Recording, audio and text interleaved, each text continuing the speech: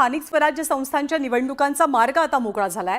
येत्या 4 आठवड्यांमध्ये नोटिफिकेशन जाहीर होणार असून सप्टेंबरच्या आत म्हणजे पुढच्या 4 महिन्यांमध्येच निवडणुका घेण्याचे निर्देश कोर्टाकडून दिले गेले आहेत। या निवडणुका 2022 पूर्वीच्या ओबीसी आरक्षणाच्या निकषांनुसारच घेतल्या जातील असंही कोर्टाने स्पष्ट केलंय।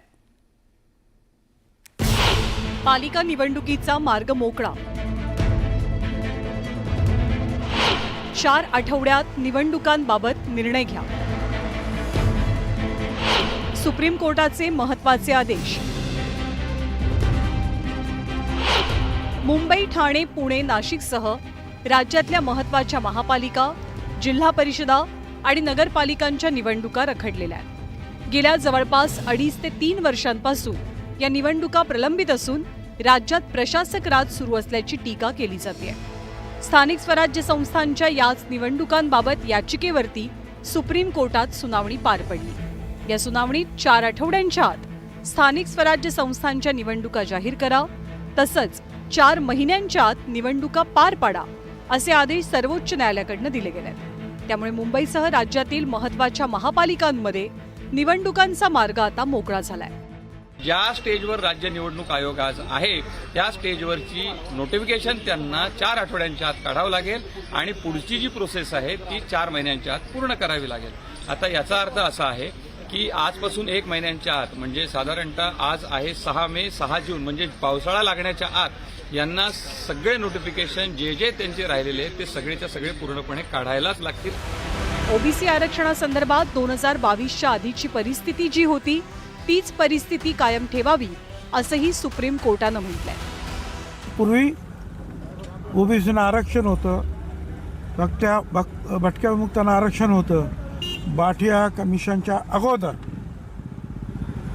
त्याप्रमाणे सगळ्या ओबीसी आणि भटक्या विमुक्तांना या पुढच्या निवडणुकांमुळे मध्ये आरक्षण मिळणार असं सुप्रीम कोर्टाने आज जजमेंट दिलं आणि त्यामुळे जसा निवडणुकीचा मार्ग मोकळा झाला त्याचप्रमाणे आमच्या आरक्षणाचा सुद्धा मार्ग मोकळा झाला। येणाऱ्या काळामध्ये जवळजवळ 4 आठवड्यामध्ये इलेक्शन नोटिफाय करा आणि तुमच्या 4-5 महिन्यामध्ये इलेक्शन्स घ्या।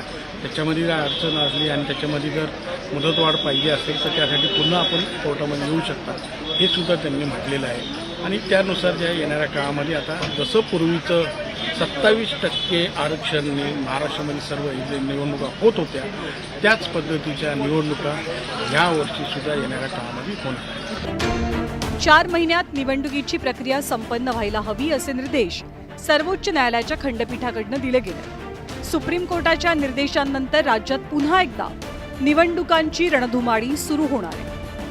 स्वराज्य संस्थेच्या निवडणुकीत महायुती एकत्रित असेल, काही एखाद्या ठिकाणी एखादा वेगळा निर्णय स्थानिक स्तरावर होऊ शकतो, पण ओव्हरऑल पॉलिसी म्हणून महायुती एकत्रित लढेल। ही महापालिका अस्तित्वात नसल्यामुळे या शहरांना कशी दुर्गती प्राप्त झाली आहे, पण हा निकाल आलेला आहे। या निकालाचं आम्ही स्वागत करतो। 4 महिन्यात निवडणुका घ्यायच्या आहेत आणि आमचा युद्ध सराव आधी झालेला आहे। सुप्रीम कोर्टाच्या आदेशामुळे आता निवडणूक आयोगाला निवडणुकीबाबतचा कार्यक्रम जाहीर करावा लागणार असून 4 महिन्यात निवडणुका होतील हे निश्चित आहे। त्यामुळे राज्यात लवकरच स्थानिक स्वराज्य संस्थांच्या निवडणुकांचं बिगुल वाजेल। Bureau report, news 18 Lokmat. त्यामुळे आगामी काळात निवडणुका होण्याची दाट शक्यता सध्या वर्तवली जाते। जवळपास 2-2.5 वर्ष कोरोनाच्या काळापासून आधीपासून बऱ्याच ठिकाणच्या स्थानिक स्वराज्य संस्थांच्या निवडणुका रखडलेल्या आहेत, प्रलंबित आहेत आणि त्यामुळे प्रशासकीय राज विविध शहरांमध्ये पाहायला मिळतंय। सगळ्यात मोठा प्रश्न हा ओबीसी आरक्षणाचा होता। ओबीसी आरक्षण जे 2022 साली होतं ते तसंच ठेवावं आणि निवडणुका घ्याव्यात असे स्पष्ट निर्देश आता कोर्टाच्या वतीने दिले गेले आहेत। त्यामुळे पावसाळ्यानंतर किंवा कदाचित त्यापूर्वी सुद्धा महाराष्ट्रामध्ये महानगरपालिका असो, जिल्हा परिषदा असो, या सगळ्या निवडणुकांचं बिगुल वाजण्याची दाट शक्यता आहे। यानंतर आपण आज दिवसभर